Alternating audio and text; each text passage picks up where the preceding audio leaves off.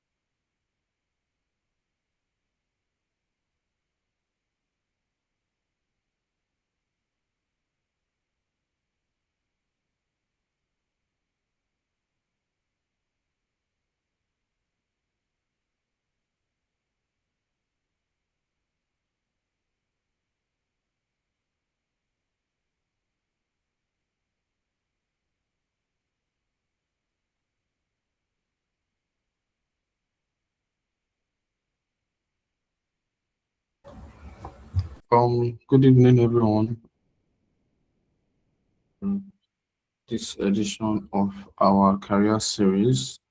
As we might know or might not know, this session is brought to you by Pleyda Youth Enlightenment Forum, and this is an effort to celebrate our 10 years anniversary, 10 years of excellence and impacting the lives of younger ones within the community. So we've had a session previously in this year, so this is our second session for the year, and today our session today is focused on ICAN Professional Exams Mastery. And with us here, we have an elite professional, someone who has conquered ICAN in style. He has not only passed every stage of the exam, but has won prizes at every level of the examination, accumulating at least 9 um, prizes across all levels. I'm sure for those of us that are within the professional line, we can tell as to how rigorous the exams can be, talk less of accumulating such amount of prizes. So yeah, I'm not going to do the talking. Um, I'm going to call on the president of the association, the person of Ambassador Mushtaba Akiola, to give us an introduction of the club for our visitors here on the call. So, Ambassador, was the honors. Thank you. Thank you so much, Ambassador Abdulwaris Kende.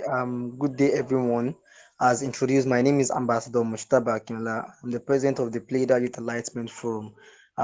Firstly, I want to sincerely welcome you all to this career series, and today is specially for ICAN professional students who are on the path of excelling in their professional line. So I say welcome to you all.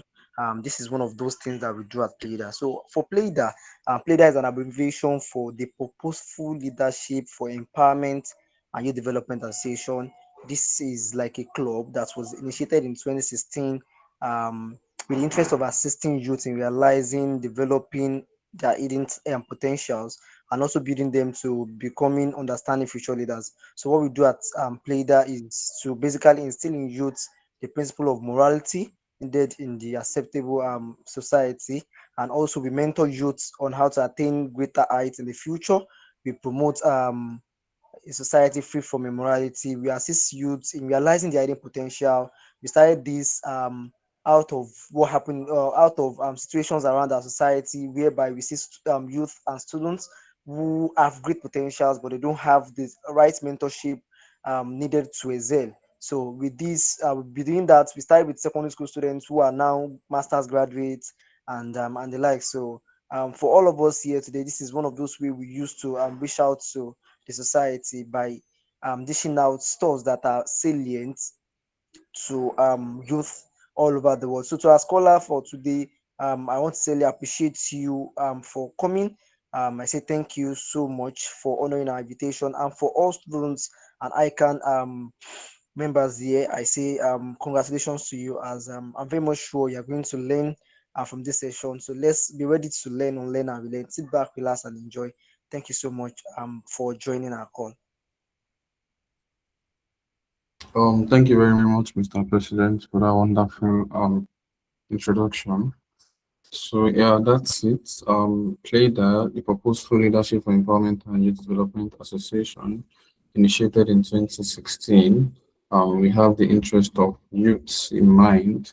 We are concerned with building youths that can make positive impacts in the society, youths that would become future leaders. Yes, and this is just one of the several numerous efforts that we've been engaging in over the years. So thank you very much once again for joining us today.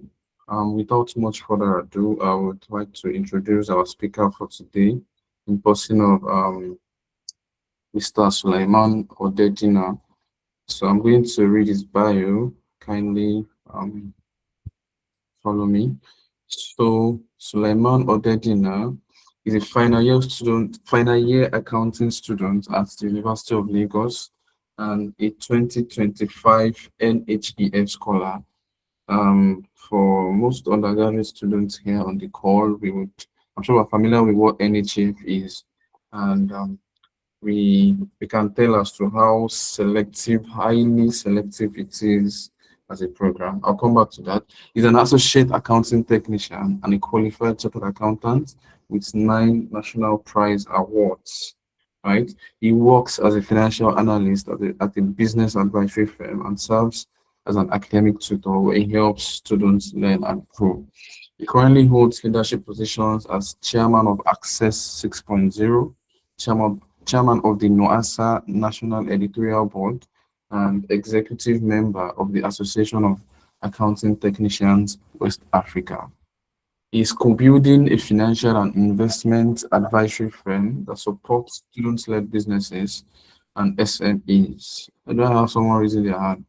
I'm not done. During his free time, he enjoys watching movies and series, playing football and video games.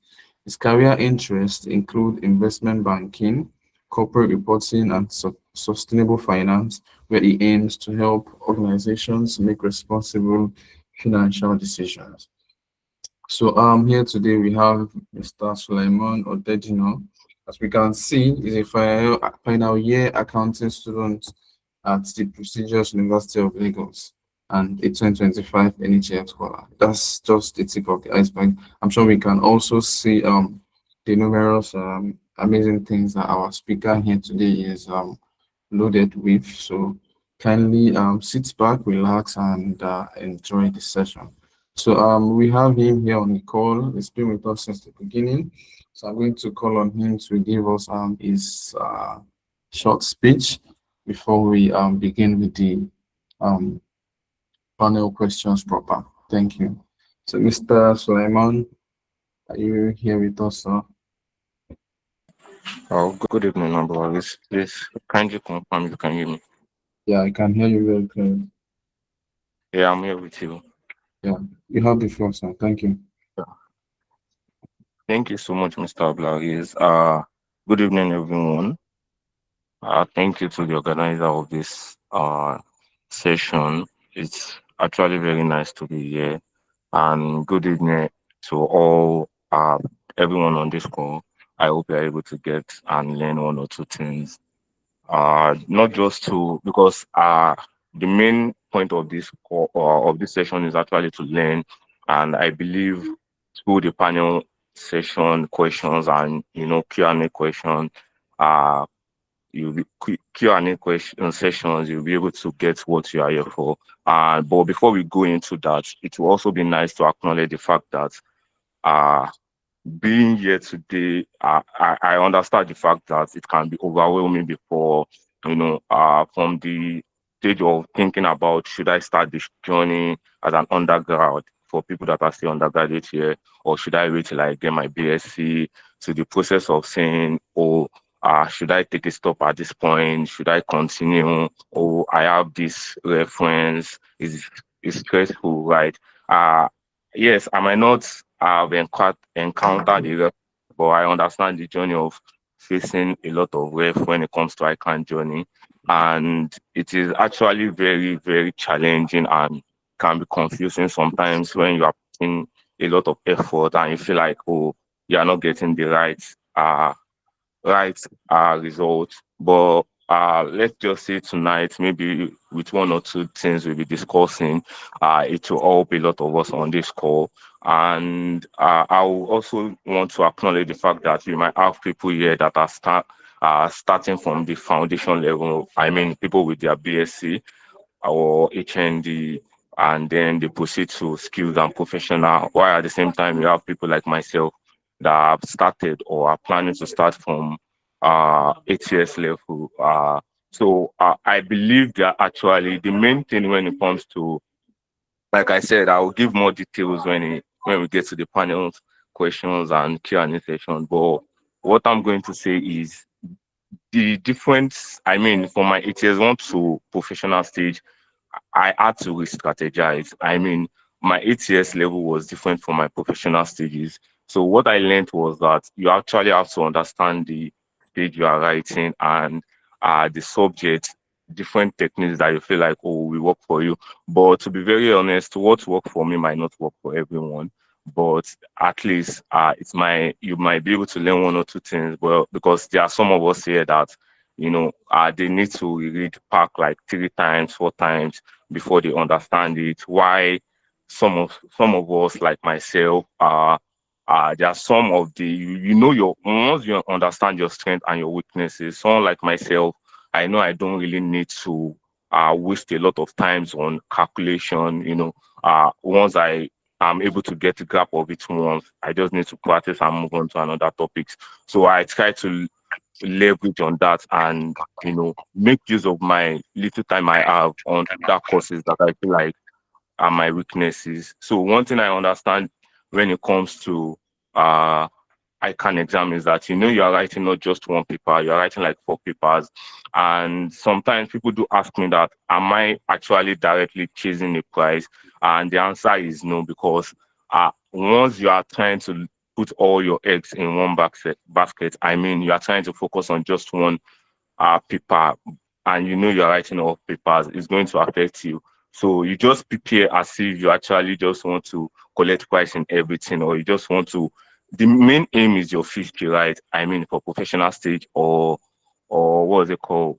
The ATS stage that you don't even know what you are getting.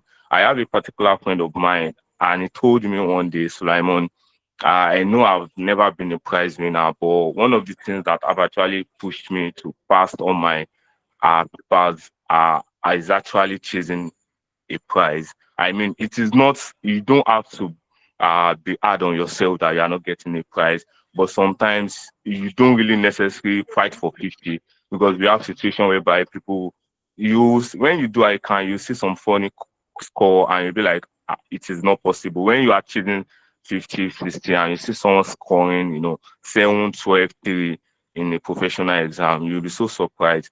So one of the thing is the mindset. When you I actually the first mindset is that I want to pass this stage, right? And I'm not. I just don't want the mindset of saying, "Oh, I'm planning to write 5, but I know that I just want to pass 3." No, just believe you can actually pass all the 5, even though you know that there are some subjects in that particular stage that are your weaknesses, But just have the mindset that I want to have 15 in these courses, sorry, in this subject rather, and after that you have it at the back of your mind is that there is chances for me to also, beat myself, not just 50. I want to score 70, I want to score 80. It is actually quite possible. So once you have that mindset, I feel like it's also going to help. And another thing is, like I said, you actually need to understand yourself. You need to know what works for you. For people like me, maybe I'm going to say situation taught me how to the techniques that work for me, because I'm someone that is, I don't want to use the word quite busy before the exam period. So I try to utilize my time on other things. So I always have, few weeks, or should I say months, to prepare for my exam. So I got used to it, like preparing for my exam within a just short period. But some people cannot actually handle that kind of thing. So once you know that, this worked for me, right, you work with that. But when I got to my professional stage, that did not work for me. I didn't make use of that particular technique. I had to re-strategize, right? Because I realized that, uh, advanced audit was a big deal. I believe it's still a big deal. And I didn't want to take the risk of, I'm actually busy. I have school exam. I have other extracurricular activities. Let me just wait till I finish these things and focus. No, I didn't start all my other subjects in professional stage. I realized that I have to start advanced audits ahead. So what I did then is start during my period of preparing for my school exam and others. I just had to also find a way to bring in advanced audit, and just find a way to just make it balanced, because there are some things you need to learn before your examination period when it comes to some courses. So just know the strategy that work for you and leverage other things you are doing. I mean, for people that have a lot of things, and you only have little time for ICANN when the exam is not near, you have to just ensure that those things will not actually affect you when the exam is near. So when your exam is near, you are giving your 100% time to your ICANN. And another thing is when I got to I don't want to say I was uh an island when I was preparing for my ATS exam. But then I really prepare with people. I just try to read my. I didn't attend tutorial, but I'm still going to talk about that when we get there. But when I got to my professional stage, I had to attend tutorial, right? Because tutorial was not really my thing. But I got to realize that professional stage was different, and I'm still not going to say it is not possible without tutorial, because there were some things, yeah, you have to leverage a lot on your personal reading, even though you are attending tutorial, right? Tutorial will just let you keep you on your toes and let you be ahead of some things. I mean, and then I just used to prepare, I really watch videos, just I can pack. The study text is actually one of the biggest uh one thing about ICAN I noticed is that ICAN is just like a school. That's why people that does not pass through, commercial class or graduates that didn't finish from, finance space, I mean accounting, economics, can actually come to write ICAN, because ICAN syllabus, they see it as something like you are just and you are just coming, with no idea with accounting. So the one thing is that ICAN can be so broad when it comes to some subjects, but I am going to say that ICAN does not actually go beyond their syllabus. There is no question they will set an exam that is not that topic is not from the park. So that was one thing I actually used to do then, that let me just face my park and then uh pass question and this and that. But when I go to professional stage, I realized that, like I said, you identify your strength and your weakness. Advanced audit is something else. I had some people then I look up to, and I don't want to experience the same thing they actually did. So I realized that, you can actually leverage your community. I created a group of people then, mainly just for us to discuss advanced audits, because then I have someone that used to tell me, the more the a particular way you can actually uh, attempt advanced audits that will put you ahead of other people is discussing it and just putting it as if you actually have the real world experience. So then we just used to, discuss and just share things that we learned after reading, things like that. So sometimes the people you have around you yourself, apart from tutorial, will also be very useful for some courses, even beyond reading courses. I mean, some calculation courses too. Then we have to come together, solve questions and things like that. So also, when you have people, in case you don't even have people that are, you know, also trying to write the exam at that particular time, you can connect. There are a lot of community. If you are not attending tutorial, there are some groups that you just join, and from there you find one or two people. If you're an undergrad, you have some friend or your classmate in your class that they are into these things. Yes, I know it can be quite difficult for some people like myself. I don't want to say I'm a shy person, but when you really want something, you have to actually go for it. So I had to connect like with people. Then we created a group and we had some little discussions. So you also need to leverage on your community. And to be very honest, there are a lot of other things we are going to be discussing. I mean, the use of textbook. There are some courses I didn't even carry the study text of ICAN, even though I know myself that ICAN is best for you to actually follow ICAN text. But there are some subjects in professional stage I just decided to go with, like textbook. Then how often or frequent did I, try to make use of past questions? And there's one particular other thing I don't play with is the content breakdown in each pack. Even though I'm not using that pack, I actually first look at the content breakdown. So one of my strategy I think I didn't mention was, like I said, I used to have like little time. So I actually try to, before ahead of my reading, I try to just know what I want to go and read. I know it's reading is for some people like us, we don't really like reading, right? So when I want to read, I don't stress myself up that what do I want to read. So I try to plan ahead. For example, if I know I'm writing a diet and I know I'm not ready to read, I would have the breakdown of what I used to do is I check the topics of each of the subject I'm writing in that diet. I sum it up. I know the total number of topics I'm going to read when that time comes. I look at the time I'm looking at, oh, there's a particular time I dedicated like 7 weeks. That was my ATS2 that, oh, this is the period I know I will be free to read I can.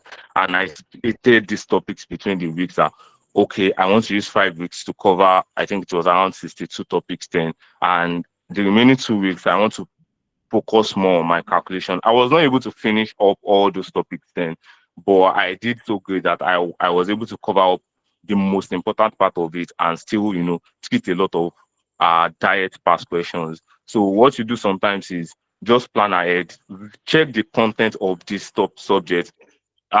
You can't be scared of something you don't even know, right? Just check the content of the uh subject and you know how to approach it. Thank you so much, everyone. I hope as we go continue this session, you'll be able to learn one or two things from the panel questions Mr. Abdulwaris will be asking, and then during the Q&A session. Thank you once again. Thank you very much. That was amazing. Thank you. Thank you. Thank you. So yeah, let's get right into it. So my first question would be, so you won 9 prizes across all ICAN levels. So if you were to say, what would you say is the overall strategy that sets you apart at every for every prize that you won? What's like your overall strategy that you used?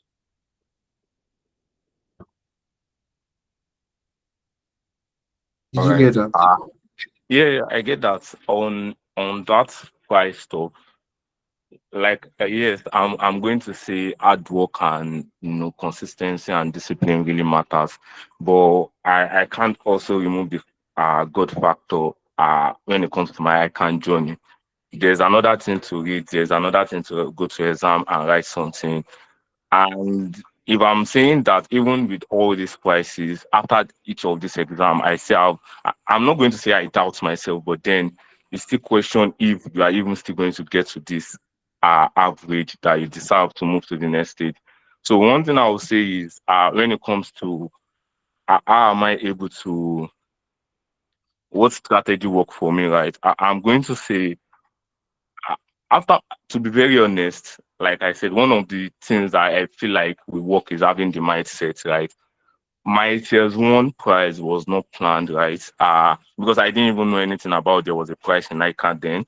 But I got inspired after attending the first induction, where I realized I got a subject prize then. But after attending the induction, I got to know someone that got like 3 subject prize and it was the overall best in the TS3. So and that was when I learned to know that oh, there's even like a prize and okay, and the price. And then in ATS, you don't really know your, score. You just want to score high. You don't even know what you are getting, right? So I got inspired and I was like, okay, I would really love to come you know, to this place for ATS too. So what I did then is I didn't have time to plan for my ATS one, right? It was more of, let's say, I went on I went home for like an election break, which was 3 weeks, and I just decided that oh, let me just start this ICANN. And then it was short, the break is just 3 weeks. So I had to just, like I said, identify my strength and my weakness. Then I realized that oh, for me, perhaps after checking the content breakdown, I don't actually play with the content breakdown of I can. Sometimes I used to tell people you might not be able to finish up all the courses, all the topics in a particular subject, but when you check the breakdown, there are some breakdown you check and you see, for example, when you check PSAF or PSA, budgeting carries like 20% of that pack, right? So imagine just missing out just 20%. So I do try to check the breakdown of each of these pack to know even if I'm not going to finish this pack. Where am I going? Where am I sure that oh, I don't want to miss out. I want to put a lot of effort into it. So I did that like let's say oh for Babs and economics, then I just decided that oh I have an idea. I went through the content. I felt like oh I can easily walk through this. I just decided that let me just go to the past question. But that was the first time I was coming. That was the first time I will encounter business law and communication skills. So I tried to put a lot of effort into that. So I did the same strategy for my ATS too. Like I said, I look at the content. I analyze the content of each of these courses, which was like IT, QA, PSA, and financial accounting. And I realized that a lot of people used to say, oh, they used to ref PSA a lot in HS2. I have to be very careful. So I didn't I look at my timeline then and I realized that I'm not going to start reading for this eternally. And I was not attending tutorial.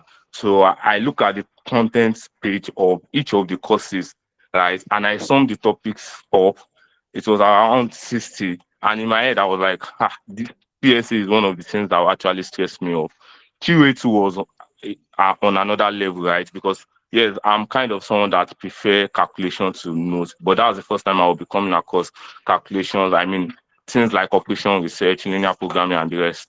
So I decided to put more effort into my PSA and QA. Not that I was not doing anything on my FA and IT, right? So I planned ahead that, oh, I have just 7 weeks to read for this thing. And these 7 weeks, how can I make use of it? So I dedicated just 5 weeks for reading. And to be very honest, I didn't finish those total 60 topics in that 5 weeks, right? But I decided to stop because when I went back to check what I've done, I have covered more than 80% of the content. If you check the content breakdown of each pack, I can use to put the percentage of it there. And even at professional stages, these things are there. And when you check the past questions, you realize that they do ask more questions under these topics. So you don't even want to be like, oh, I want to skip this particular topic. So when I went back and I realized that I've covered over 80% of this thing, I just moved directly to past questions. And that was the first time I didn't really take past questions serious, but because of I got inspired by the first induction I went to, I was like, no, I actually want to be a prize winner again. So I decided to do more past questions, and I think I did like 5 years past questions. Though 8 years level is different from uh professional stages. So there's SAQ and object MCQ in 8 years level. So I leverage on that, whereby I treated up to like 10 diets, SAQ and MCQ of each of these subjects, that I got to realize that even I can at some point where they would just paraphrase that particular SCQ and MCQ question. They were still asking the same set of questions. Then I the theory of this 10 diet, I was not able to do it like that. But I used to do something that if I'm not able to do the theory, I use the theory as my revision notes. So I go back to the theory of this diet I treated then, and I just, skim through it. Is this something I can actually answer?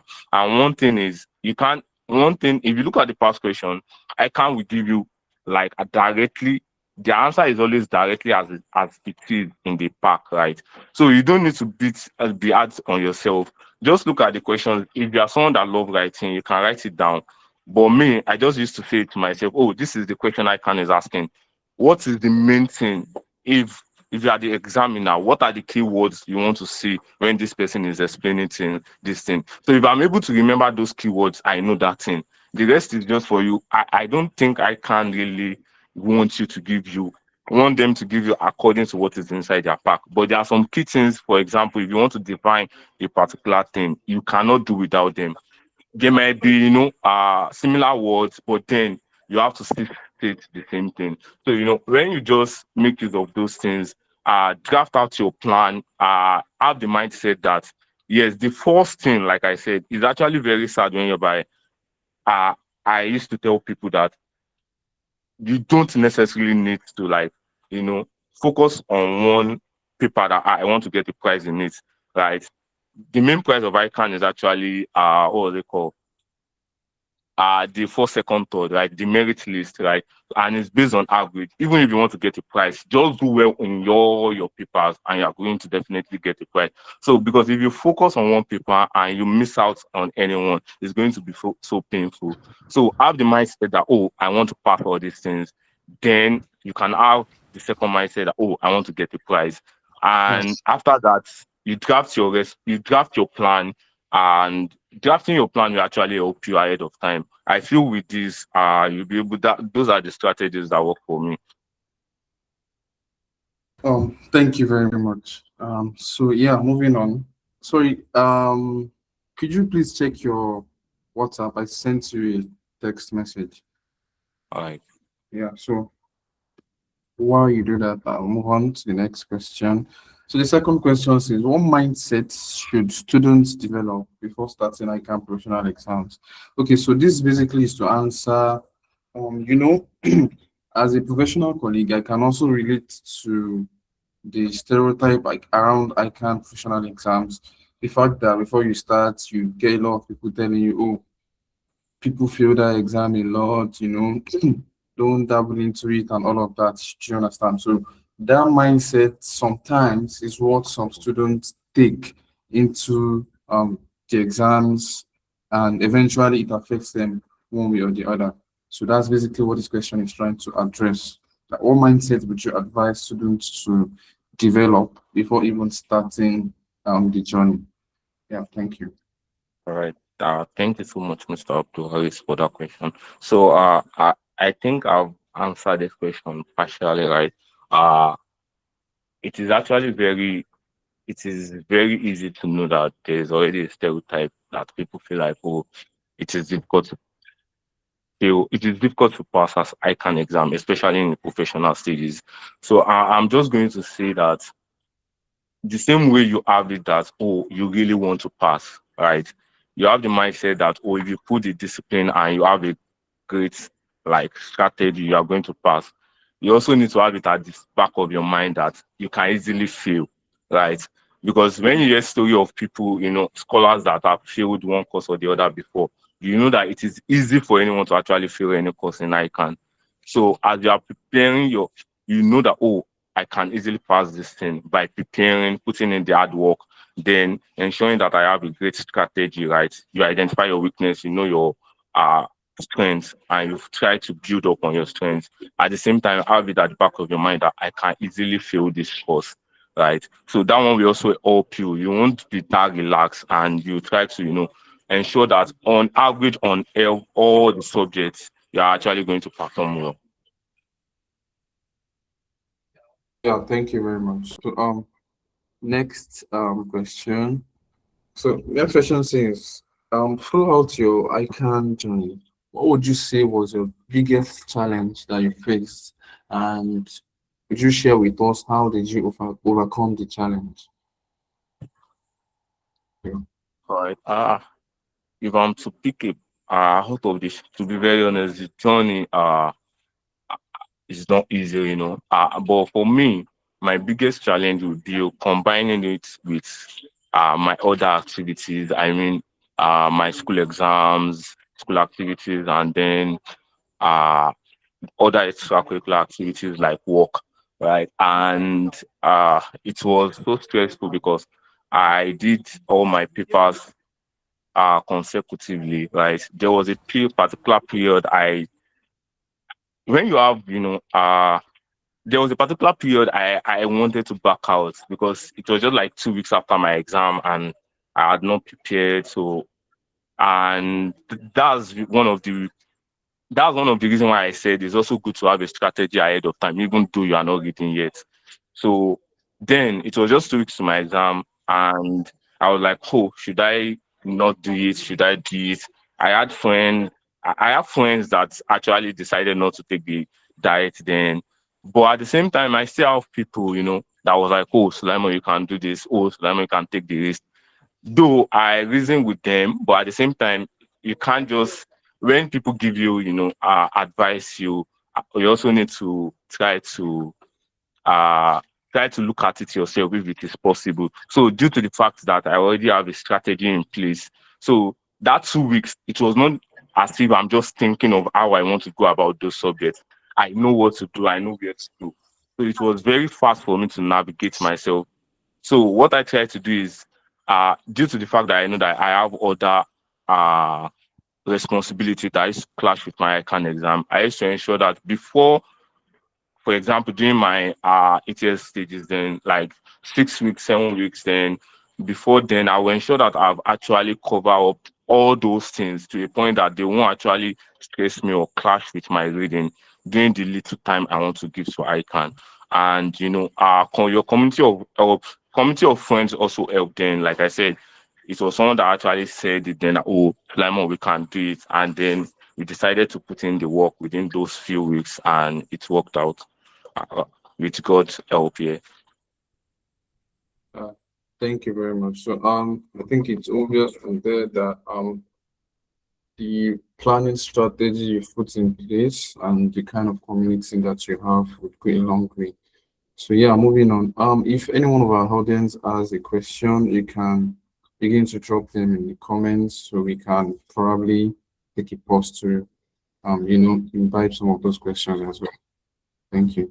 So I have someone raising hand. Sorry, I will be able to take questions after we answer at least five from what I have here. So yeah. So moving on. Question says, how early should students start preparing for ICAN professional exams? Okay, so for this question, you might want to distinguish or like differentiate for the ATS level and for the actual professional level, because I can understand perfectly that the technicalities of both levels differ and they might require different preparation strategies. So yeah, so how early would you advise students to start preparing for their exams? All right. Thank you for the question. So I am going to say this question is kind of still personal, but regardless, I'll still give my own response because we are quite different. What worked for me might not work for another person. So the situation of 8 years, right? I believe on average, then based on the risk I took, you have to have at least maybe 6 weeks to 7 weeks, let's say 2 months like for preparation. Though I didn't actually I just did like 3 weeks for my phase one due to the fact that I'm quite familiar with some of those subjects then. But for ATS2 and ATS3, I took the risk, but then on average, you have to actually practice for like 2 months or 7 weeks or so, right, for you to be able to cover up the syllabus up to the point and still have time to treat past questions. But if you know yourself, I have a friend that's tried to read the pack twice. So that for that kind of person, you don't need to give all your time to ICAN during the period, right? But ahead of that time, just ensure you put it into other things you are doing. So you start reading early, then maybe when exam is now close, you increase the number of hours you commit to ICAN. But for professional stage, right, it is quite different. At first, I'm going to say I wanted to make a mistake of using the same strategy I used in my ATS level, but at some point I decided I was taking a big risk, right? So when I go to skills, I realized that it is more complex. You don't have, MCQ objective that we play with in ATS, so you have to be very sure you are reading up to like 30 topics for you to answer just five in exam. So you have to be very sure you cover up most of these topics. So for you to be able to cover up, right, you need at least, to be very honest, I'm still going to say on average 2 to 3 months. Depends on how committed you are during that period. So 2 to 3 months. But once you know what you are doing, like I mean, you have a strategy in place, uh little time can actually do a lot, right? Because for let me say, for example, you have a particular course like let's say SFM, right? And you have little time. There are some particular specific like 6 or 7 topics that you know that, oh, I want to know this thing well. So you can actually try to focus on those ones and know that, oh, I know this thing well. Then you try to put in other time into other subjects. So with that, you can actually utilize little time very well to prepare for exam. But on average, 2 to 3 months. All right, thank you very much. So to add to to your response, it means in addition to whatever time you feel you are trying to use to prepare, you have to consider your individual strength or weakness. Yeah, thank you. So the next question says, what would you say is the most effective study plan for working professionals preparing for ICANN?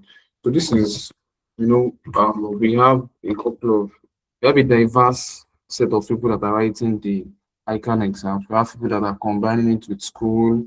We have people that are just that's literally the only thing they're doing. We have people doing it with their NYSC. We have people that are actually working full time and they're still writing the ICANN professional exams. So what would you say if you were to advise? I'm sure you also have some kind of experience working and writing ICANN exams. So in that kind of situation, how would you say what would you advise or as a study plan for someone like that to plan towards passing his or her exams? All right. Thank you so much. So to be very honest, it is actually it's not easy, right? But I believe apart from being an employee at the same time trying to write a professional exam, it also work. Let's say students can also relate, right? Because for people that are still in school that are also still writing exam, it is quite taxing, right? So, from my experience, writing my school exam with ICANN exam then while working was actually difficult. But like I said before, uh, even though I know that, oh, I'm not going to start reading, you draft out something that, oh, when it's time to start reading, this is what I want to follow. I check the content of these things, analyzing it that oh, I have to actually put in a lot of effort into this thing because I know I don't know it. I know this thing carry. There's a particular course in I topic in I think SFM that now is like 25% of the pack, right? And there's no how you are not going to come across anything regarding that topic in exam. So something like that, you know, you want to do it. So for people that you know you are working, there's little time you can uh put into ICANN, then not close to the exam. You have to actually try to try to ensure that you are putting effort into what really matters, right? It is difficult for us to actually know what really matters. One of the things I actually play with is that I want to cover all, right? I just want to have idea of all the topics in the park, but I want to really know most of those topics. And how do I know the ones I want to really know? By looking at the content page. But if you ask me a particular topic, I have to have idea in case I can't want to play their game and see that kind of questions in exam. And for calculation courses, like I said, for ATS level, you do a lot of past questions. 5 years is actually enough. By the time you do 5 years, that's like 10 years. If you can't put in a lot of effort into your theory at ATS level, do a lot of MCQ and SCQ. Imagine in your exam, and then once you start doing the MCQ and SCQ, you will notice that you are scoring, let's say, out of 50, you are scoring like 20 something, 30. But as you try to do more of those past questions, you'll be scoring like 40, 30. So what thing I try to do in my ATS level is that the more you do SCQ and MCQ, 40 something over 50 is very sure in my exam already, right? It is very sure in my exam already. But for professional stages, nothing like that. So there's you have to actually identify the strategy you want to use for it. For calculation courses, for example, you try to identify, for example, oh, I don't have all the time, right? Let me just use the best material. Using a lot of material actually is nice, but then I works with I just want to focus on one material. If I'm using ICANN Pack, that's my focus. If I'm using a textbook, that's my focus. So for professional stages, you want to know that for FR, CR, I want to use Teach Yourself. Oh, no, I want to use Pack, right? For my own CR and FR, I think I focus on Pack. Then some tutorial note I got. And then for PM, SFM, and the new subject FM, I want to use Pack or Workout by Omolenwa. for me, I prioritize workout by Omolenwa, right? So you just want to ensure that you are not doing a lot of things, because by the end of the day, right, you are trying to manage your time. You don't have a lot of time for this thing. You have other things you are doing. So once you try to cover up using a particular material, so if you now have something confusing, right, that's why there's study text. You go back to the study text to see what ICAN is saying about that particular thing. So there's other materials you can also leverage on. For example, we have past question breakdown. I'm talking about professional stages now. Using the past question breakdown actually helps a lot, right? For calculation courses, for example, right, I don't need to wait till I finish all my, topics in a particular question, in a particular subject rather, before I start creating past questions. So what I do then is, for calculation courses, I look at the past question breakdown. If you look at some topics in that past question breakdown, they have asked like a lot of questions. So you try to focus on those topics. If you are using study text, you try to learn those topics inside that study text. If you are using Omolenyiwa, you try to learn inside Omolenyiwa. Then you go back to the past question breakdown and you look at the diet they have asked that particular topics. So what I do then is that I pick like three recent topics. So three recent diet that they asked that particular topic. Right. There are some topics you see like 15 questions that has been asked under them before. Then you go to the oldest theory again. You might try to, these are the things I actually use, but you can try to actually, work around something like that too. So I try to play the game of, sometimes I can repeat old past questions, like questions from 2015, 2016. So I pick the three oldest and I pick the three recent. After trying to learn that particular topic, I solve those questions, then I move to the next topic. So for calculation courses, that's what I try to do. But for reading courses, you try to just ensure that you have people around you. For example, the likes of like something like PSAV and advanced audit right now. You just need to have people that you guys can discuss together. You read the pack. I don't actually use other material for reading courses because it is reading courses. For example, it's better for you to just focus on that advanced audit pack or PSAV pack, right? But I also still leverage the content analysis of those things, and with that you'll be able to, get your 50 and above that.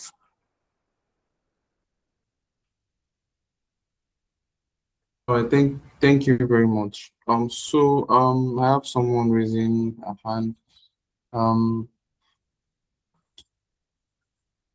Fariola Mariam, kindly go ahead with your question. Thank you.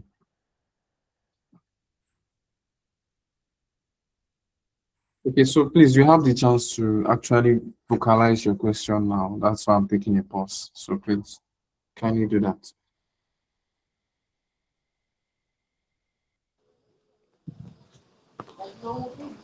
Okay, thank you so much for this session, sir.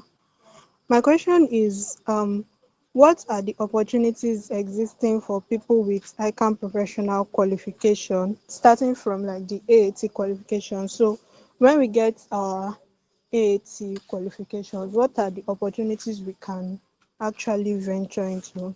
And also, what are the career paths one can follow with an ICAN certificate? Because for many of us, we started ICAN because it is a professional qualification that aligns with our course of study.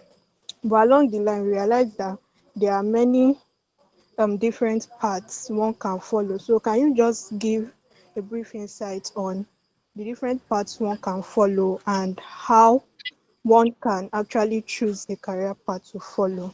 Thank you. Okay.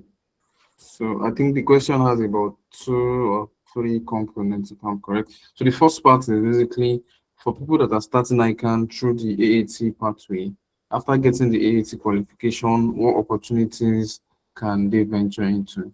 Then, how do you choose a career path after obtaining your ICANN certificate, basically? Yeah. All right, thank you for the question. I'm going to say it's still something I'm also still working on. When it comes to making career decision, it's quite not easy. but I hope I'm able to answer your question. For people that are starting with ATS, right? I was not able to use my own ATS results due to the fact that I was already working before at the time I started my ATS, right?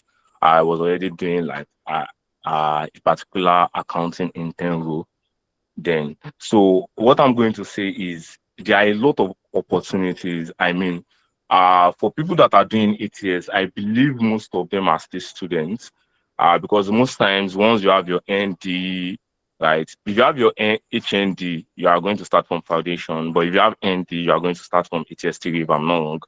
But for people that are students, that's when you say you want to start from ATS, because if you have your BSc, there's no point starting from ATS. So while you are still students and you have your AAT degree, uh, for some company, they see it as equivalent to a diploma degree. So there was a particular opportunity that what they were asking for was AAT holder, and I still have my friends working with that organization up to now. It's not just accounting firm that do this, because this particular firm I'm talking about is an investment banking firm. And then when they sent the application out, then what was on it was, oh, they need AAT would qualify holder, right? So there are opportunities like that they feel like, oh, students that are not just students, you have a particular certificate to your name already. So during your holiday, okay, just come to our side, use that to actually work. So it just give you you know an edge above your other people, because our space is actually very, very competitive.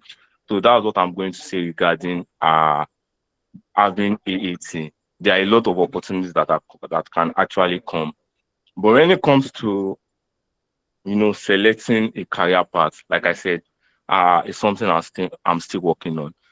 One thing I'm going to say is ICAN journey for me is not just because of the certificate.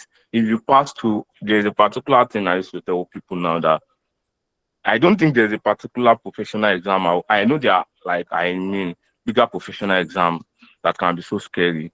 But the journey of writing from ATS 1 to ATS 2, then to professional, 2.5 years, is not actually easy, right? So ICANN is actually going to build you.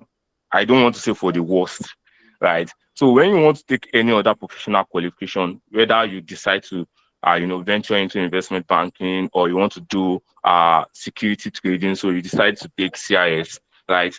And this these exams, they won't really be like something to you anymore, because you have the experience of writing ICANN. So the background is already solid. You have a foundation already. And there's a particular thing that people believe, oh, ICANN is just about accounting. No, from that particular background of accounting, by the time you enter professional stage, I got to realize one of my best subjects in my professional stage is SFM. Why? Because it had to do with investment banking and the likes of risk management.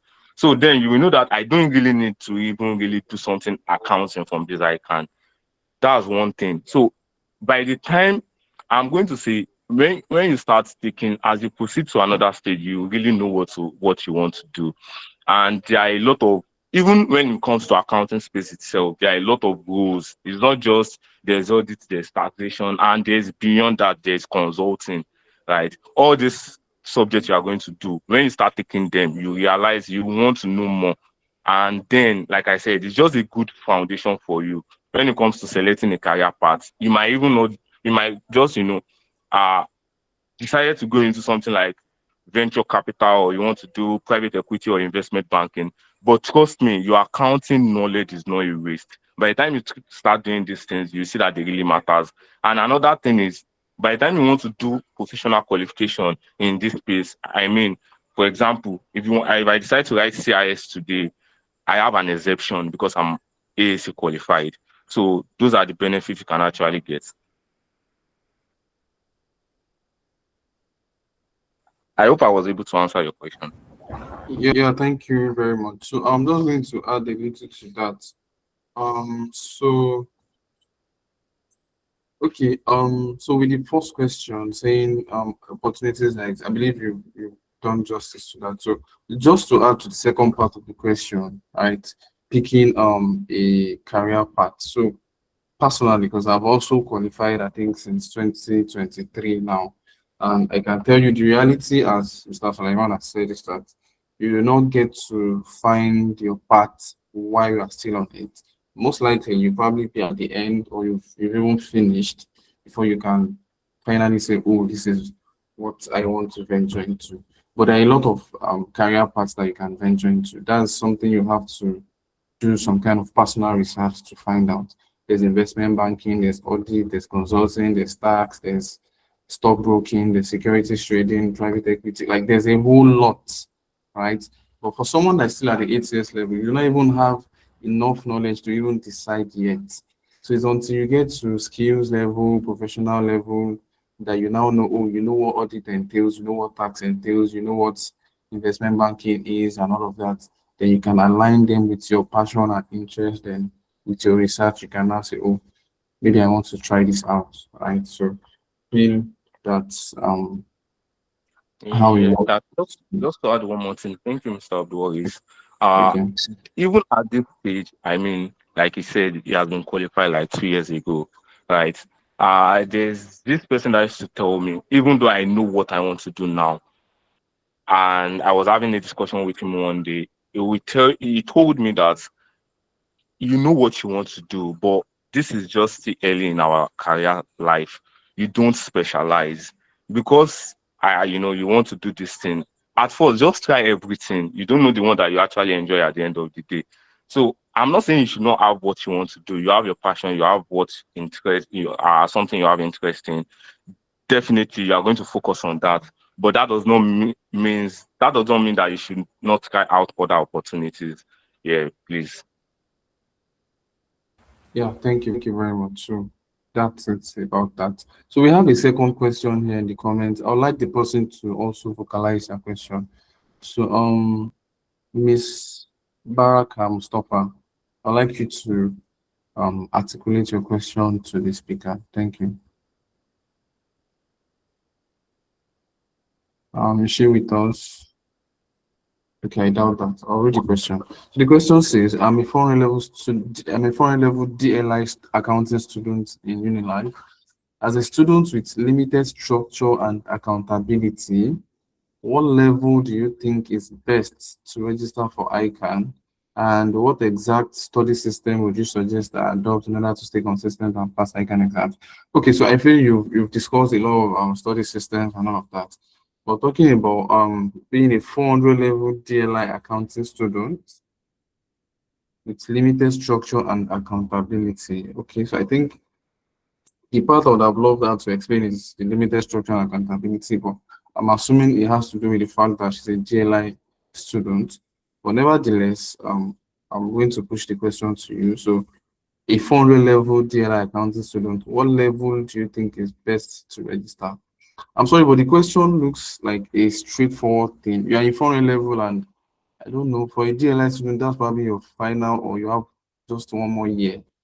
So, okay, Mr. Sulaiman, please, I think you should All right. just I'm so going to say for a 400 level student, if you just that we are just starting, new session, I was going to say, let's say you can actually decide to say, oh, you want to start from ATS level. But looking at it, you just have like few months to go uh to have your BSc degree, right? And even though it is not that, I mean, like full-time accounting student, I mean DLI, I believe because I've used a couple of DLI material before. So trust me, those ATS foundation knowledge, you have it already. But when it comes to accountability, so for someone like that, well, I might say you can decide to just wait if you are, having your BSc this year and start from skills, right? And in skills, instead of writing 4 papers, for people that are coming from ATS, you'll be writing 5. You have your opinion of choosing between, I think, audit or tax. So for you to get that accountability, right, maybe it would be best for you to attend a particular tutorial. By attending tutorial, I mean, yes, when you attend tutorial, some of these tutorial I even believe because there will be some people in that particular class that does not have accounting background or knowledge at all. So that's one of the benefits of attending tutorial. So if you feel like, oh, your knowledge or foundation of in accounting is not really that strong, and instead of starting from 8 years, you can just decide to start from skills but by attending tutorial. I believe that will actually help.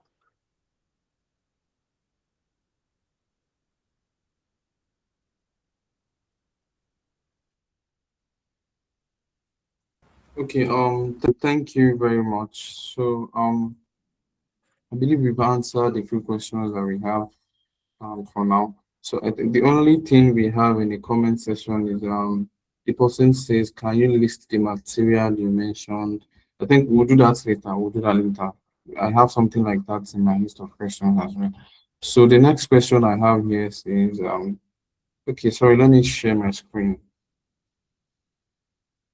Okay, so the next question says, how I think you've actually answered something similar. You can just probably do like a 30-second recap.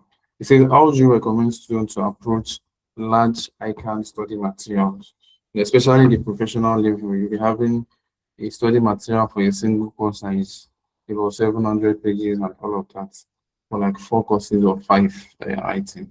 So how do you recommend students to approach those kind of situations? Yeah, thank you so much. So I'm going to say by by analyzing the content, to be very honest, by placing, treating some particular topic with high priority. And there are some subjects that have, I made mention of I didn't use Spark for some subjects. So the reason why I didn't use Spark for some subjects is the fact that using some material or textbook using material or textbook will actually limit the number of pages and things you come across. Some of those textbook will simplify it for you. And for courses like case study, you don't necessarily need to, read the pack. You just need to get your hand on some material and learn how to write reports, things like that. So just try to, know the strategy you want to work with for that particular subject and try to analyze the content of that subject here.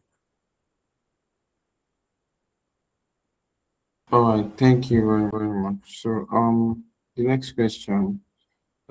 This question says, is it better to focus on past questions or study the full study text first?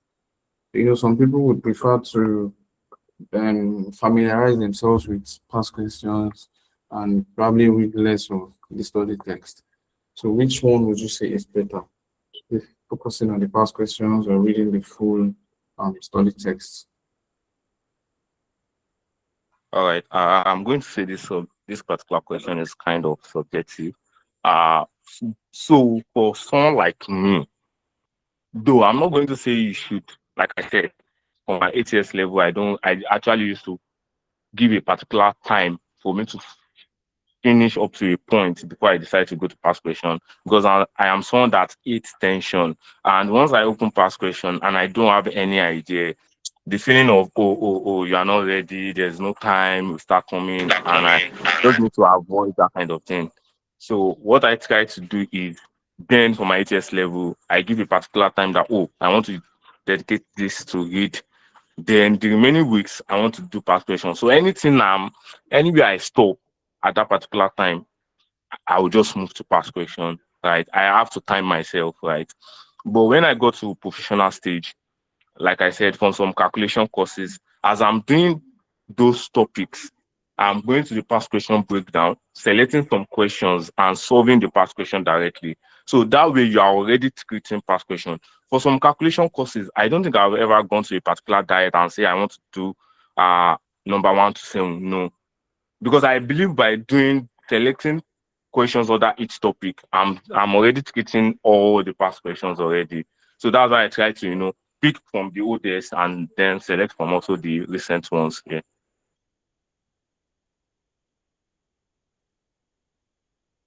Thank you very much for that response. So moving on.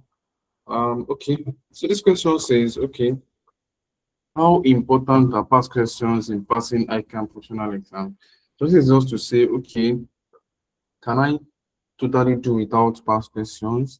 Are they something I can, totally exclude from my study plan? or I just have to do it? Yes, past questions are actually very important, right? But I'm not going to remove the relevancy of study text. In case you are not using a relevant material for that subject, I can't study text is the best. In case you are not using an, for example, let's say for XFM now, you can decide that oh, you want to focus on workouts, right? But in case you don't have a relevant material you want to use, I can't study text is the best because even if ICAN is going to bring out that past question, if you are just treating past question for the fact that oh, you know that they can repeat past question, it's going to affect you. There was an exam, my PM question, I think, it was when I got out from the exam, people started saying it that the question is from a particular diet, like 2015 then, or I think 2019 or something. But when I can repeated that question, they changed the structure of the question completely by just removing a sentence from that question. So if you are someone that you were just, are treating past question for the sake of, oh, they can repeat that question, it might be hard for you to treat that kind of question. So past question is actually very important, right? Because you keep on seeing different structure of questions, and then it will help you while you are attempting your own question. Yeah, it is very important, but you have to ensure that you actually understand the structure of those questions and you have deep understanding of those topics here.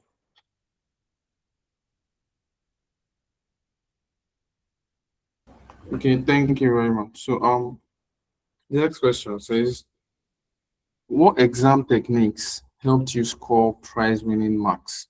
So when I talk about exam techniques here, I'm talking about, you know, the main focus here is for professional exam, right?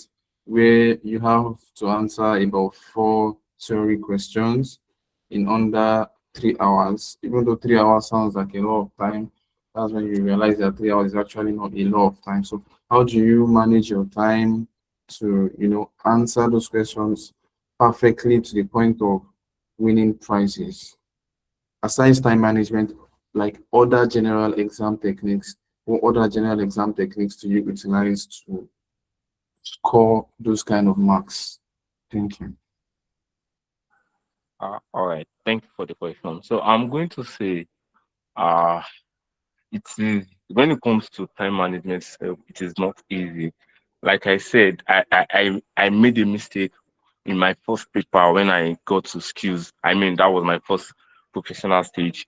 Right, I was using the same technique and strategy I was using for my HS exam.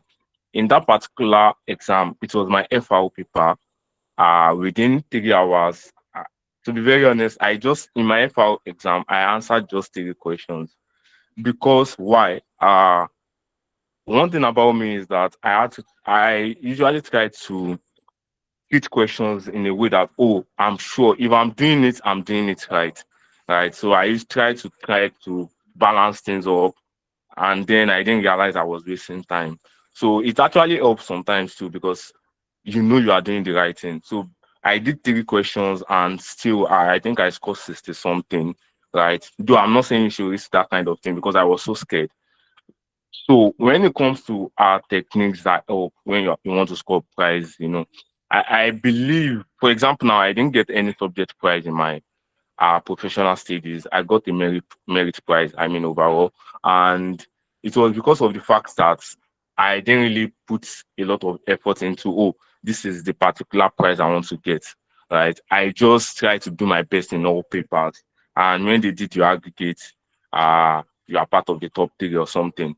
So apart from time management, when that mistake happened in my skill stage, I realized that at the same time you are trying to ensure that you are doing it right, you also want to be very fast, right? So there's a particular thing that people will tell you, don't do number one first for professional stage. Yes, I get the fact that people will say don't do number one first. Why? Because if you try number one first, it might destabilize you. You might not even know the rest of the things you want to do. So when you open your paper, I feel like I used to play with section B first because section B has 20 marks questions. So you try to have your 40 marks, then you go to section C. But if you open that section C and you know that you don't really know that particular question, please, if you know that number one, just go to number one. you look at all the questions, you try to answer the ones except from number one first. Then if there are any other one that you don't know, you just want to put something that you don't even know you are correct or not.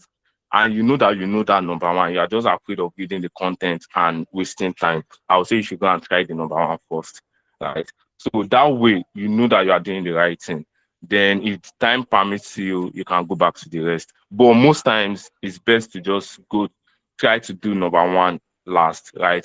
I There are a lot of papers I didn't finish, a lot, but I'm always on the last question, which is number one. So you just try to ensure that you are not just focusing on particular subjects. You are trying to put all your eggs in different baskets, not just one, so that you come out well in everything.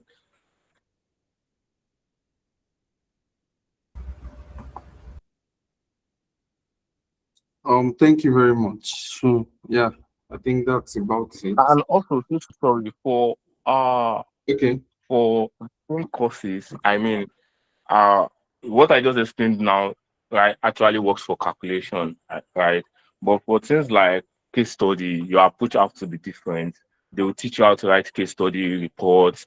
Your executive summary carry a particular question, even though you are not done with your whole report, try to go and put something in it. So there is a different approach to how when it comes to case study, for example. For other reading courses like audit, I'm going to say don't get carried away while answering a question, because you can write a lot and a lot on a question and you are not even writing the right thing. So at the same time, just you can write I think the script you can't actually finish it. You can write a bit, then leave a space that you come back to it. You go to another question, you write a bit, then by the time you are trying to finish up, you just go back to those spaces and fill in something there. All right. Thank you very much. Um. So I'm not the one presenting anymore. My laptop is very. So please presenter, kindly move to the next question. Okay, you. I think you should skip this. Skip this. He has talked about this, so you can skip. Yeah. Okay, yeah, I think I would like you to answer this question. So this question says, how many hours per day should students realistically study? I think there was one video I came about on social media, one best graduating student of one school. I was saying he was reading for 20 hours a day. And I don't know, I felt like that was not realistic. Like, so it didn't sound realistic to read 20 hours out of 24 hours, considering many other things that you have to do. So for ICAN students, right? For ICAN students, let's say, okay, I want to write an exam in May and I want to start preparing from, let's say, February. So like, how many hours would you say that kind of student should be consistent with studying per day to achieve the goal of passing excellently? Uh, on average, I'll be very specific based on how I used to time myself then. But I'm still going to say it also depends. If that person is starting to prepare for exam by February, I believe that February time you have other things you want to cover up for, and your time is limited. So let's say 6 to 8 hours per day, right? And then sometimes I don't time myself based on time, right? I time myself based on topic. Like I said, I used to write out the total number of topics I want to cover up. So I used to try to then I used to be like, oh, I want to finish up, especially when the exam is close. I want to finish up like 3 topics in a day. Though I don't usually meet up with those, they like targets, but at least I know because there are some topics that are very wide. I have a target in my mind, so that's what I'm chasing, right? So let's say 6 to 8 hours in a day. But when you get to the period of for people that are writing May diet, when you get to the period of April, May, they don't need to tell you that you need to do more than 8 hours, right? Because I used to tell people that even if you have been studying from January, you finish the pack 2 times, January, February, March, you see that April, May, it is very, very important. You have to actually reflect on things you have done before. Even if you have not done anything before, that period is the period to lock in. So that's why I say, oh, if you know you are people that you have other responsibility. Try to do those things whereby they won't really affect your timing during those periods that are very critical. So that time, from that 6 to 8 hours, you have to increase that particular hour to I think I used to use like 12 to 14 hours. Then it's just exam period, April, May. You just have like 5 weeks, 6 weeks, or 4 weeks. That way you'll be able to cover up most of the things you need to know. Okay, thank you very much. I think that's very realistic. As you said, for every student writing the professional exams, when it's April, May, they don't need to tell you. In fact, sleep will become a crime for you. Yeah, I can relate perfectly to that. Thank you. So, moving on, I think we'd like to end with about 2 or 3 more questions. Yeah. So, if any of our audience, if you have any question, you can signify by raising your hand, or you can kindly drop them in the comment section. Yeah. So, presenter, please move on to the next question. Let me see what we have there. The most common. Okay. Yeah. So, what would you say are the most common mistakes that ICAN students make? Let me cite a couple. I think one that I mentioned slightly before was the fact that there are students that focus more on what's it called? Interacting with past questions than the actual study text. So what other mistakes would you say that you've come across students engaging in that you'd like to warn our audience about? Thank you. All right, thank you, Mr. Boys. So, like you said, the first thing is actually not having the clear understanding of that particular topic. Uh, uh, for especially for calculation courses, there are situations whereby after practicing that particular topic, you will know yourself that I don't know this thing, right? All what I've done is just skim through vibes. I really need to get a deep understanding of this thing. So most people just focus on, oh, I know it, oh, this is how they do it, but we don't kind of question for topics like XFM. I was telling someone one day that all SFM topics from one to another actually uh there's a build up in SFM. So if you really understand the foundation of the first topic you are doing, trust me, there's a link between everything. So once you understand the structure, especially for calculation, because like I said, just imagine our that particular diet that they repeated the past question and they just removed just one sentence and it changed the complete outlook of that question. So people made a lot of errors because they just have that particular, oh, this is how they do it, and we don't really understand the fact that, and especially for topics that have to do with formulas, I mean like SSM and the rest, QA in ATS. If you don't really understand the structure of that question, you won't even be able to get your variables you want to use in your formulas. And sometimes that can be funny. That formulas might be a workback. So understanding structure actually really matters. And another thing is uh I'm going to say attempts or the way we attempt questions is different. So I said I created a group then to discuss audit. Why? Because I realized that the way you do your audit in ATS is different from the way you do advanced audits. ICANN is not just ICANN will give you. You also need to understand the way examiner will mark for specific marking guides for these things because the approach you use for your case study is different from approach you use for your audit. Audit will ask you discuss, and in your head you are writing what is, you are writing the categories of that thing.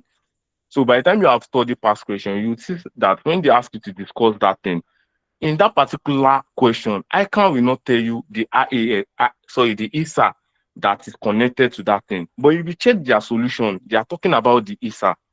They might ask you to discuss the issues in a particular scenario, right? But by the time you check their questions, when they are discussing going concern in that particular scenario, they now start talking about the objective of is it ISA 560 or 550 for going concern. So you need to actually still understand, even though you are not writing everything for them, there are some key things they just want to see. So if you connect it to that particular thing, it can be like additional 2 marks for you. So you need to understand how you attempt some of this. There's specific ways attempt some of these subjects, and with that, I think you'll be able to get your marks. Okay, thank you very much. So I think I have about 2 questions in the comment section that I would like us to attend to. So okay, let me take the last one first. So the last one says, thank you very much for this session. That's a question. For your HCS level, okay, you've actually answered this question, but just do a recap, please. For your HCS level, did you attend tutorials or you just did personal reading of ICAN Pack and passed on? I know you've mentioned it before, but just help us um recap it Yeah, for the so for person. my ATS level, I did just personal reading.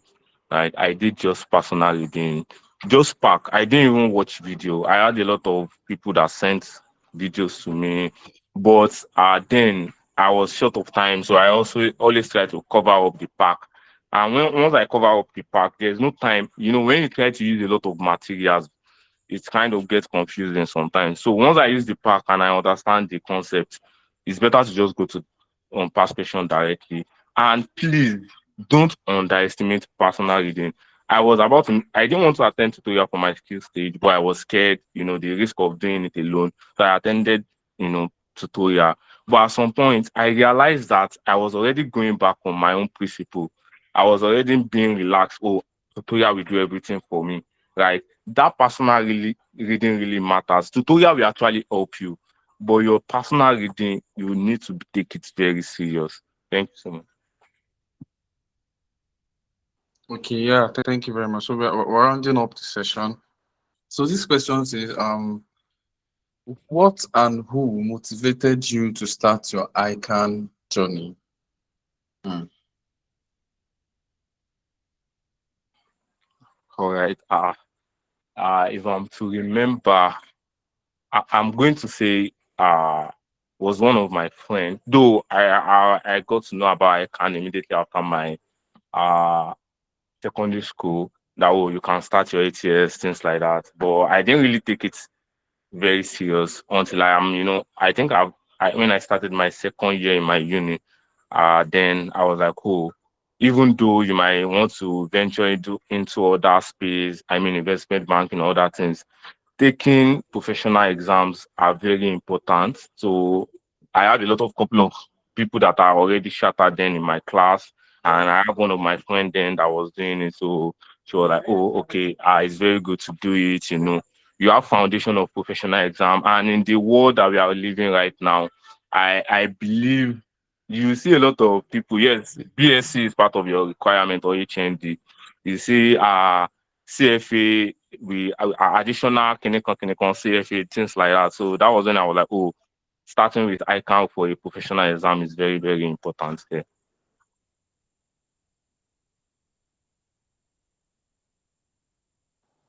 Okay, thank you very much for your response. So just to add to that, so I think your environment is the number one factor that motivates you to do anything you want to do. Someone in an environment like University of Lagos, I mean, it's almost like an unending pressure that you won't hear of ICANN or you won't want to do ICANN because you definitely see a lot of people that are doing ICANN, like the paparazzi and all of that. So it would really ignite the curiosity in you, and when you inquire and make your research, you would understand that something you want to do. So I want to take just one more question, and oh my God, I have about 2 questions here. Okay, so please let's just manage the time to do it. I think we've answered something like this before. It says, for those of us who are working, how can we balance reading for 15 hours towards exam? I mean, someone that is working for about 12 hours, okay, let's say about 8 hours, and wants to read for 15 hours. How can that be balanced? Yeah. Hmm. Well, let me see. Is it I think I should ask you the question. Is it possible before you now answer whether okay, this is how to balance it? Yeah. All right, for someone that is working, I mean for full-time staff, because then it was for mine, it was like a contract stuff. So even close to the exam, I could not take break, right? But for full-time staff, I think it's also best to start telling your employer early. A lot of these people actually encourage writing professional exam. So I know at least most times they give 1 week, 2 weeks, like for you to have your leave, things like that. But before then, I don't think 15 hours might be possible, right? Given the fact that you'll be going to work every day, except if you are a remote worker, right? Or hybrid. But if you are a full-time staff, you go to work every day, 15 hours might not be possible. Uh, but then what people used to do then is you just have to have accountability partner also. You can still try to do 8 hours to 10 hours, trust me. But just also try to ensure that you start telling your employer early so that at least they will give you 1 week or 2 weeks break. Then you can also utilize that one very well.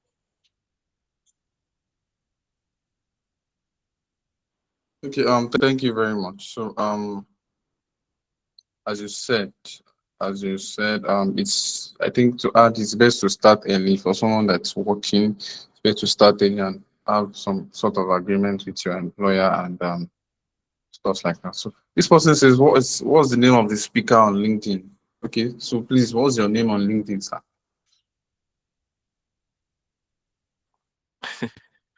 But it's my name, it's my name. Yes, my name on LinkedIn is Sulaimon Adedino. Okay, I wanted you to state it so they won't say. Okay, so the last question, um I would add something to it because it's among the questions I intended to ask, and to ask you to assist us with that. So, when you were speaking earlier, you made mention of some useful materials aside the ICAN study text and what's it called? Aside the ICAN study text and the past questions. So you've mentioned a couple of other materials or textbooks that would help people. So this person says, for someone with no background, with no accounting background, what materials would you recommend? So I'm joining the question together with, even with someone that has background, generally speaking, what materials would you recommend to use? And for this question, after you answer it on the call, I would please type it in the comment section so that people can easily just maybe take a screenshot. Thank you very much. Did you get what I said? So you can you come again with the last thing you said? Okay, so I said after you like mention those materials on the call, I would want you to help us type in the comment section so that people can easily make a screenshot. Do you get? Oh, all right. Yeah. So you can go ahead and mention the names of the Okay. materials and textbooks. So I am going to say, let me to first answer the person with no accounting background. Like I said before, ICANN will never ask anything that is not in their syllabus. All right. You will even see some topics that are very broad. Like, let's say, for example, you see things like option theory. ICANN will not go beyond what they want you to know because there are some topics that are very deep, but they will kind of, limit it to what is relevant for you to know to be a chartered accountant. So with no accounting background, that's why there's foundation. And for some people, our foundation is 8 years. Trust me, it's just as if you are starting a new course in a university. So that way you'll be able to get yourself, you don't really need accounting knowledge like that if you're starting from foundation. And to talk about specific materials, right? I'm still going to say please and please, you have to prioritize your study text very well. Even though you are not using it, you have to look at the content, understand what you because by the time you are using these materials, you know you are doing the right thing. Not just that you jump into the material and you start reading. No, please, you need to still go through this study text. So for calculation courses, I didn't use any material aside my study text in my what's it called? in my ATS level, right? But then people used to send summary, right? If you have people that are attending tutorial, they can share with summary. So close to exam, you can use those summary for revision. If you have people that have done like past question breakdown for ATS, I think I did one then for ATS 3. Like since there was no past question breakdown, then I did one for ATS 3. You can request for them to send it to you. But for professional stage, these things are actually available. So for topics like PM, SFM, FM, because the I think the chief examiner is still Omolenwa. So his material, I mean his textbook, workout is always very, very relevant. We are not using study text. You can just, after you look at the content of this study text of PMS, FM, or FM, you can just try to start doing those topics in the workouts, SFM workout, FM workout, PM by Eddie Omolenwa. And then you can now start using the past question breakdown by APES, the one I know of. There are other ones, right? Because there are a lot of tutorial. But when it comes to past question breakdown, right, and syllabus breakdown, you don't want to play with APES. So APES will give you, I'm not free. APES will give you those past question breakdowns that you need. So for CR FR, though I didn't use this since because I was very comfortable with the study text, but you can make use of, teach yourself IFRS by Prince Kasmi, then teach yourself CR. And for professional stage, you can also use teach yourself group. It's still by Prince. So these are actually very, very relevant material you can use if study text is not working for you. So for SFM PM, I'm going to type it SFM PM FM. You can make use of workout, and for the likes of CR, FR, you can make use of what's it called? Teach yourself, maybe teach yourself IFRS or teach yourself CR or teach yourself group. Then for things like case study, for audit, like I said, I prioritize my study text because it is a lot. So I try to understand the study text very well, then use past question. But for case study, there's nothing really.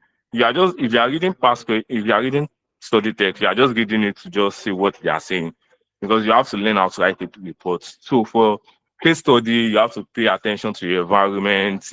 There are people that kind of they predict. I'm not going to say predict, right? But they will you join classes if you're not attending tutorials, for you to learn how you write a report.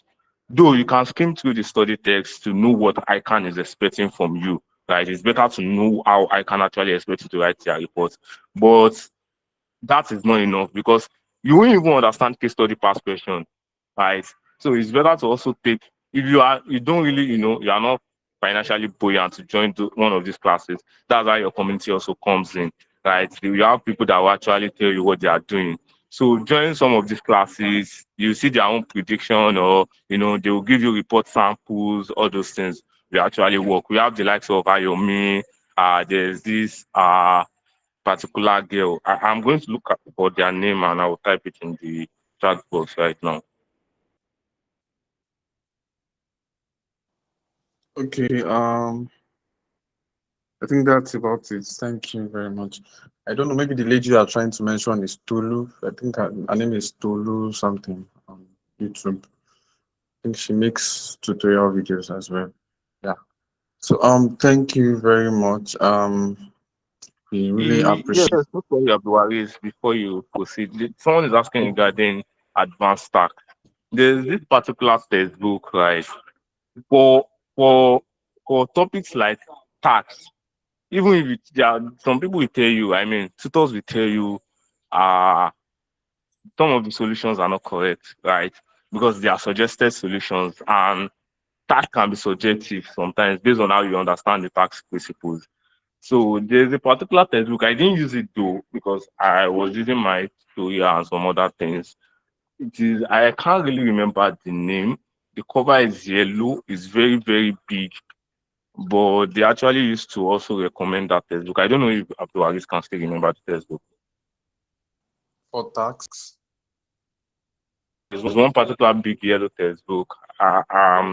If I can still remember the name before the end of this call, I will type it in the chat box. Can't record. But trust me, now that they just changed the tax law, you also need to pay attention to your study text, because for tax, because you hear advanced tax, that does not mean all your questions will be calculations, right?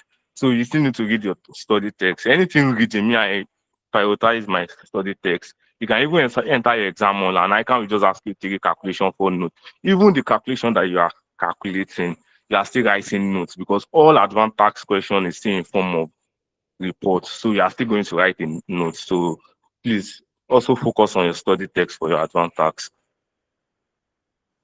All right. Thank you very much. I think some people have dropped a couple of names as well in the comments section. So yeah, it's been a wonderful session so far. Please, I would like us to send in our reactions if we've been enjoying the session from our amazing speaker tonight.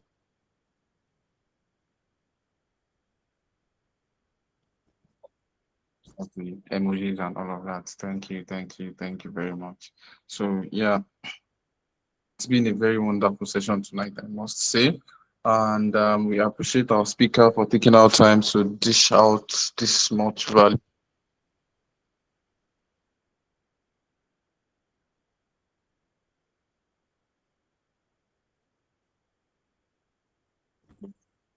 Get the maximum best of this session. So I'm going to call on the chairman board of trustee of our association, Pleyda Youth Enlightenment Forum, to give us a closing remark before we call it a day. So in person of Mr. Olawiyi, kindly take on the floor, sir. Okay, thank you. Am I audible enough? Can you hear me clearly? Yes, we can. Okay. So on behalf of Pleyda Accounts and Finance Cluster, I extend my heartfelt appreciation for all participants for your time, commitment, and active engagement. Your presence and contribution made this session impactful and truly worthwhile.